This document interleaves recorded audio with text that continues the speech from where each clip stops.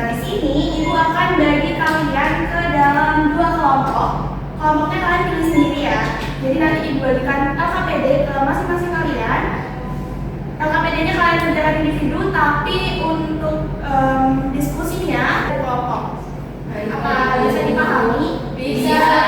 Jadi sebelum mulai pelajaran Ibu akan memberikan LKPD-nya terlebih dahulu.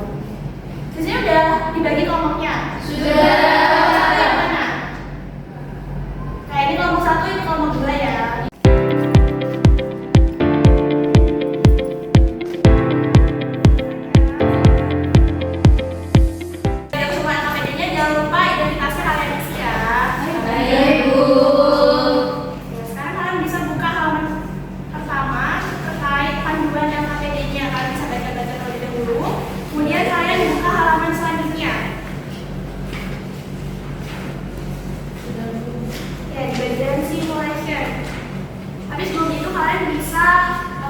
Mencari referensi tambahan, Ibu sudah sediakan link e-book terkait pengukuran.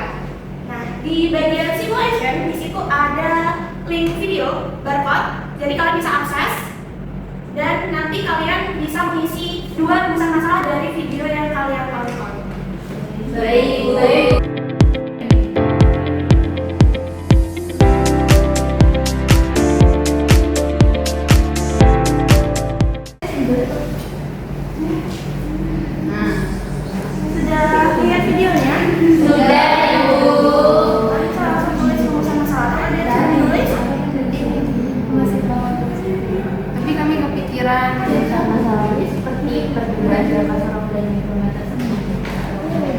Iya benar, kita bisa menambahkan jadi mengapa mikrometer skrup itu lebih teliti daripada jangka sorong seperti itu. Oke, minta perhatiannya, di sini sudah menuliskan rumusan masalah semua? Sudah. Sekarang kalian bisa buka di halaman berikutnya, bagian data collection. Nah, di situ ada pengamatan menggunakan virtual lab. Di sini menggunakan OLAPS, jadi kita mengukur menggunakan jangka sorong dan juga mikrometer skrup. Nah, biar lebih efektif, nanti kelompok 1 mengukurnya yang jangka sorong, kemudian kelompok 2 yang bagian mikrometer skrup. Di bagian virtual lab-nya itu nanti ada menu-menu, ada beberapa benda yang bisa kalian ukur. Kalian bisa mengukur minimal 3 benda. Okay? Pengamatan, kalian bisa menuliskannya di tabel hasil pengamatan pada bagian data processing ya. Untuk langkah-langkahnya kalian bisa baca di LKPD. Jika kalian tidak mengerti, bisa tanyakan kepada Ibu. Itu paham ya? Bisa mulai diskusinya anak-anak.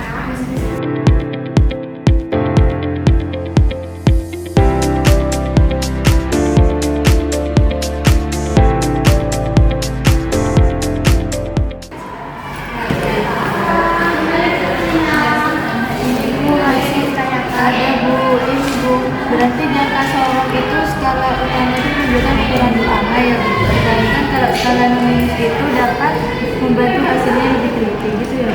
Iya benar sekali. Jadi kan ada 2 skala kan, utama sama nominus. Jadi nanti kalian tambahkan itu yang menjadi hasil pengukurannya. Begitu. Terima kasih. Ada yang bisa Sudah Bu. Itu saya. Iya gimana udah ada ya? Saya masih bingung membaca skala nominusnya Bu.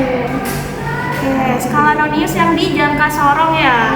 Nah, skala nonius di jangka sorong kan ini himpit sama skala utama ya. Jadi patokannya itu di skala utamanya. Jadi kamu bisa lihat garis lurus yang sama kayak di skala utamanya. Itu yang menjadi patokan di skala nonius gitu. Baik Bu, bagus. Kelompok yang ini apa ada yang dibingungkan? Tidak Bu. Oke anak-anak, waktu untuk mengerjakan kalian dan berdiskusi sudah habis. Sekarang kalian bisa buka halaman selanjutnya di bagian verification. Di sini meminta perwakilan salah satu kelompok maju ke depan untuk melakukan presentasi hasil yang sudah kalian diskusikan. Ya. Jadi kelompok yang pertama itu membaca hasil pengamatan menggunakan jangka sorong, sementara yang kelompok kedua itu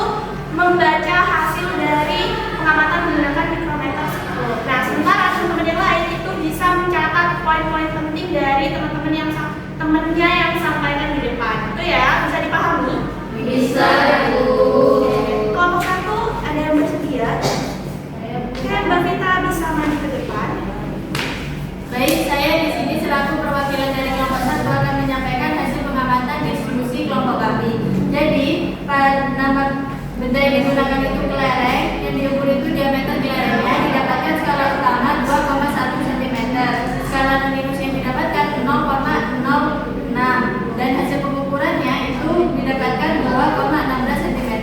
Yang kedua itu ada balok besi kecil, yang diukur itu panjang atau lebar dari sisi balok itu.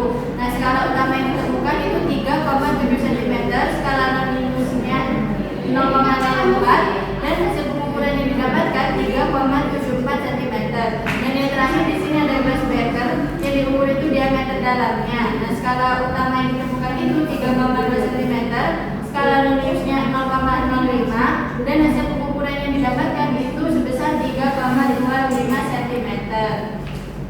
Sekian presentasi dari kelompok 1. Mungkin dari teman-teman ada yang ingin ditanyakan?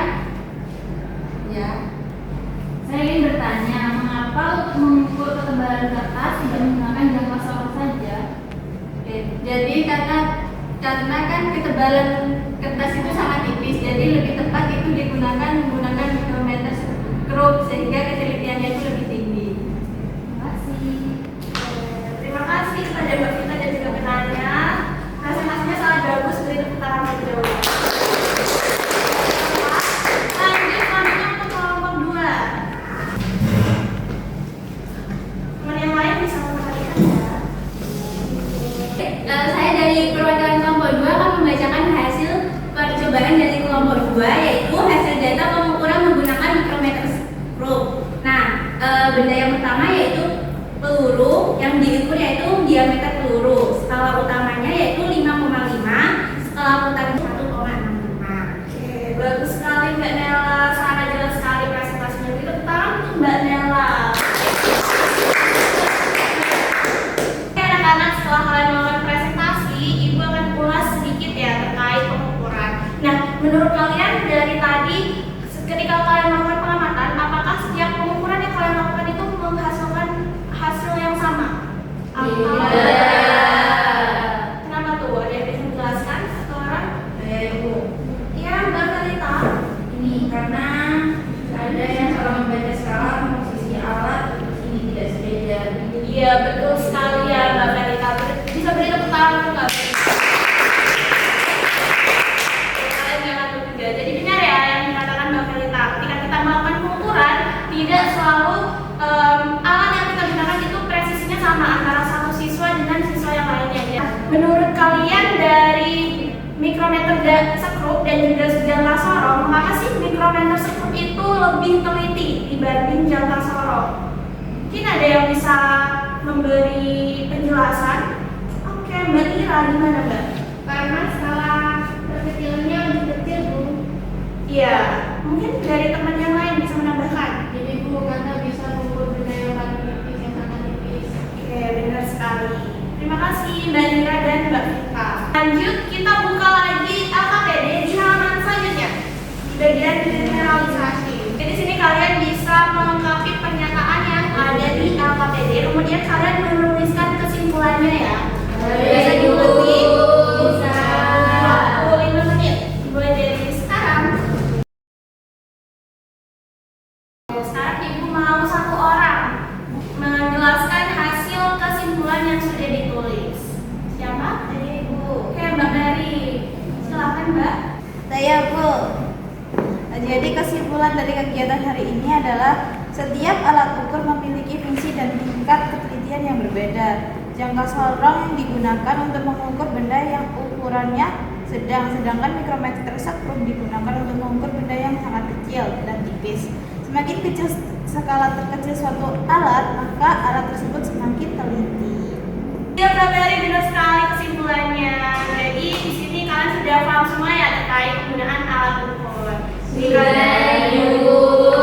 Oke, LKPD-nya bisa dikumpulkan terlebih dahulu.